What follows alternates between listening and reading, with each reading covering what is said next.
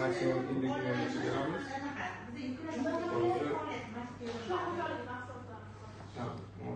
Hozir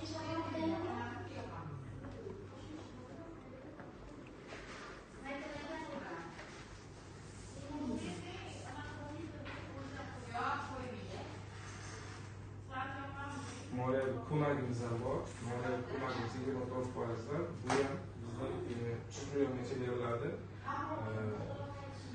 Eng nimasi o'zini оборотdan kelib chiqib bizga nimalarga zavodlarga qarab biz kredit beramiz. Maksimal miqdori